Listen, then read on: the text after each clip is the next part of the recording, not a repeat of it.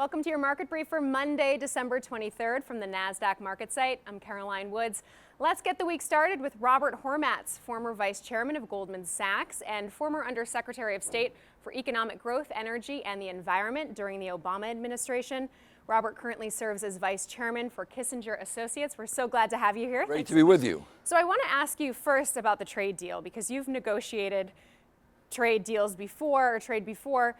Details still very hazy, but what's your stance on progress with phase one, and what could subsequent phases look like? Well, I think we have made progress. Bob Lighthouse is a very good negotiator, as is Liu He. The problem is we still don't understand all the details. They haven't been revealed to us. We don't know whether when they start writing the final text, they're going to be in agreement on, for instance, the amount of agricultural purchases China is going to make. Big issue for the United States. But if it does work out, it's a plus. But it's what I've always referred to as a skinny deal, in that they were not ever going to be able to resolve all the issues that the U.S. and China have vis-a-vis one another. But it probably does enough to enable the president to say that China is buying more agricultural products. It enables President Xi Jinping to say that one of his goals, which was to lower American tariffs on Chinese goods, has been accomplished.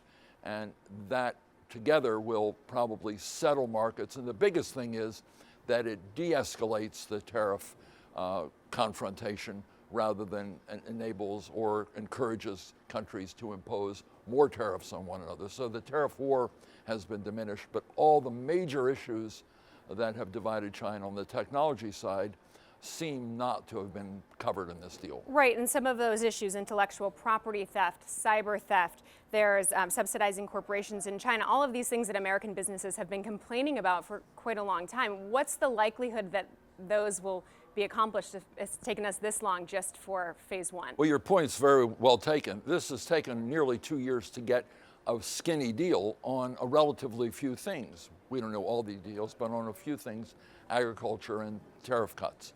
But these other issues are much bigger, and the differences between our systems and the way we deal with technology, as you've pointed out, still exist and are going to take a long time to deal with. The president wanted a big deal.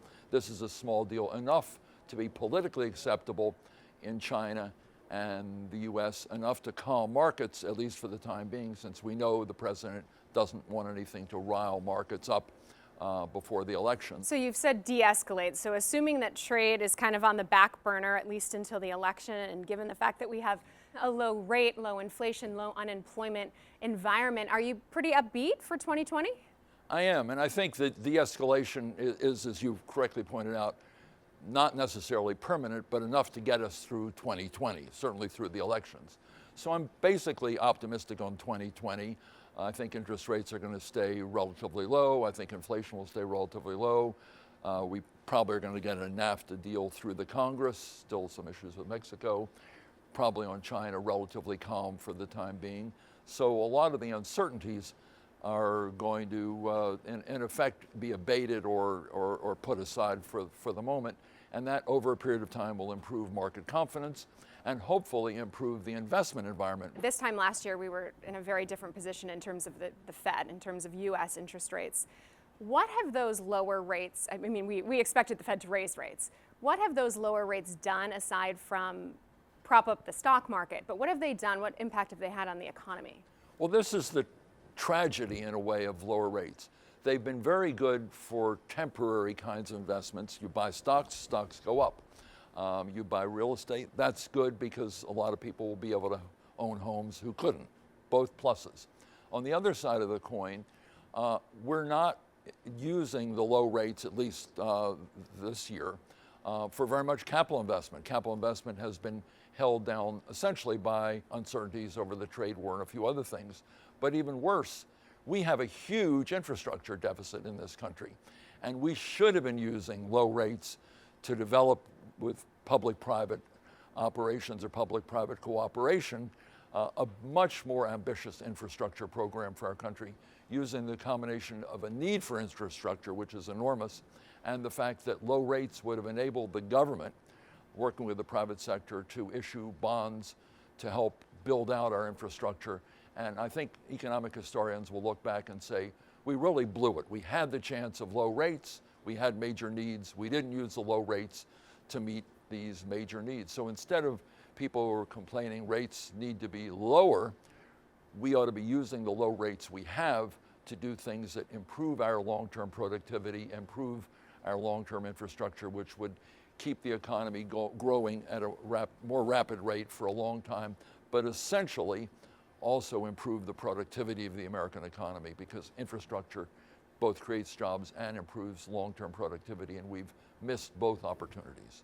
All right, we have to leave it there, but thank you so much for joining us. Really Thank you. Appreciate it. All right, time for a quick check on the week ahead. Markets around the world will be closed on Christmas Day, but we'll have our eye on fresh data on U.S. housing and manufacturing coming up this week. Plus, China hosts Japan and South Korea for an annual trilateral summit to discuss trade among several key topics. But now let's talk stocks as we draw closer to the end of the year. Chris Harvey, head of equity strategy for Wells Fargo, joins us now with his outlook for 2020. Chris, great to have you here. Great to be here. And I mean, I don't know if I'd say bullish outlook, but your S&P price target of 33.88, according to your research notes. So still room to run, but not quite the gains that we're used to seeing, at least this year. That's right. So we like the market, we don't love the market. And we think investors need to ratchet down their expectations. And what's interesting is many of the reasons why we like the market are some of the reasons that give us pause. So rates are lower, credit spreads are tighter, the Fed has been easing. Trade and tariff, we have more certainty. In addition to that, sentiment has gone from very negative to positive, and that's fantastic, and that's great, and that's helped equity markets move higher. But by the same token, if you look back, the opportunities are usually not when sentiment is so great, but when sentiment is rather weak or poor. And that's why we're worried about, or we're thinking we're going to see a 5 to 10% pullback in the first half of next year. So when we go back to fourth quarter, right, sentiment was terrible, the wheels were falling off the cart, and everyone was running for the hills. The Fed was expected to raise rates. Fed was expected to raise rates, but that was a great buying opportunity. There was a lot of value that was uncovered. You're up 20-odd% since then. If you go back to August this year, when rates were falling through the floor and when everyone was talking recession, you're up 10% since that time. And so we're worried that sentiment has just turned a little bit too positive, and we've gone from fear to greed. Well, it's funny, in your research note, you said, what's not to like? Well, a lot. A lot. One of those things is sentiment is just too darn high, I guess. But what are some of the other headwinds that you're concerned about? So we're worried about the Fed. Again, the Fed has been very accommodative. The Fed is growing their balance sheet by $500 billion. At some point, they're going to stop. They've helped raise rates. They've helped, they've helped steepen the curve. They've helped drive some risk product. But when they're done, we expect to see some sort of pullback.